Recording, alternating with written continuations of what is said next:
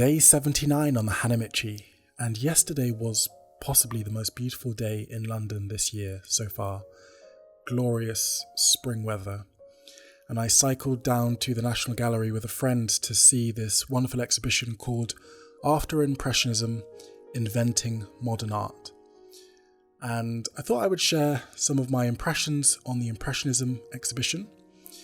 These are really just my first impressions because I'm definitely going to go again. It's a pretty big exhibition featuring nearly 100 works, and it's impossible, I think, to soak up everything in one go. So I'm definitely going back, and I want to also say that if you happen to be in town and you haven't gone to see the exhibition and you would like to go, and you're not a member of the National Gallery, then I have an annual membership pass, and that means I can get you a free ticket to go and see it.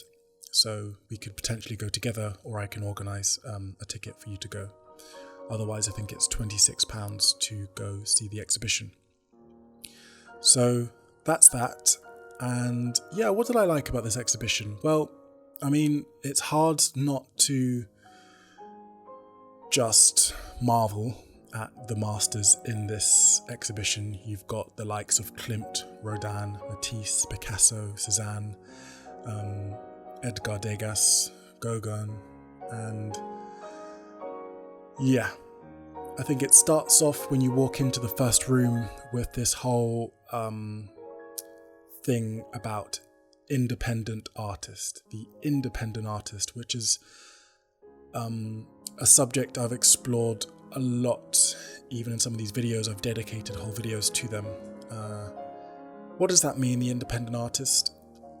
I suppose in the context of this exhibition, it was really emphasizing that here were artists who were working in their own mediums, with their own styles, under their own terms, exploring ideas and painting subjects that were interesting to them, and they were never in their lifetime prepared to compromise or sacrifice their independence and their individual spirit. So there's something incredibly inspiring about looking into artists who have that courage and that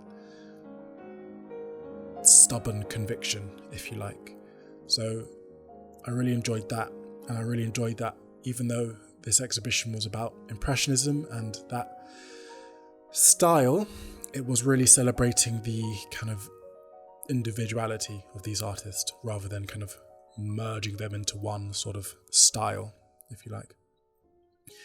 I also liked walking into one of the rooms further on into the exhibition and seeing the title Different Paths, because that instantly made me think of the Hanamichi, which I'm sure you probably know by now means flower path in Japanese. And so then that got me thinking about Japan, and you know, it's pretty incredible. The Impressionists were absolute Japanophiles. The extent to which they literally ate up Japanese woodblock prints, costumes, design, textiles, poetry, and infused it into their own works is just uncomparable, I think, to any other period in art history. There was this painting which I saw for the first time, Madame Matisse in a Kimono by André in 1905. And so yeah, just seeing, you know, Matisse's wife in a kimono with a fan and various other artworks which were constantly referencing or incorporating elements of Japanese or otherwise Oriental subjects, like in some of Klimt's paintings you can see these sort of Chinese motifs and decorations in the background, like on the rugs and wallpapers and things. So really, really, really interesting to kind of make these connections between Europe and Japan and see that. So I really liked that. And As well, linked to the independent artist is this idea of challenging the status quo. You know, these weren't just genius artists who just were deciding to be different for the sake of it. There were real tensions in the air at that time, and a big aspect of that tension was this idea of art having a requirement to be naturalistic. In other words, you know, for the centuries that had come before, art had always been sort of depicting, holding up the mirror to nature, if you like.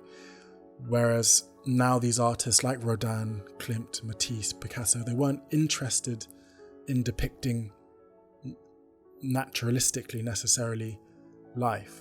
And so there's this constant grappling with tradition and this, you know, creation of, inverted commas, modern art, and understanding where these artists kind of fitted in with kind of, using, not kind of abandoning tradition, but, you know, kind of finding their own balance between tradition and innovation. Just finally, to wrap up, there was, of course, a great deal of things I really enjoyed about this exhibition, and I'm very excited to go back, and I'm sure I'll have some more thoughts to share. But I can't help but think that there is something missing in this exhibition, and particularly because last week, all of my videos last week were devoted to Ryuichi Sakamoto, and I was exploring music and learning about how passionately and enthusiastically Ryuichi Sakamoto explored the history of music and was really loved composers such as Debussy and Maurice, Ravel. I mean, those two composers, two French composers, were completely in that time of the Impressionists and were even considered impressionistic composers. And I guess what I'm trying to say is, I feel like there should definitely be some space for having music as part of this exhibition, because I mean, it was just such a sensorial, I imagine, I'm saying it like I was there, but I can just imagine how sensorial the world in which these artists were living were.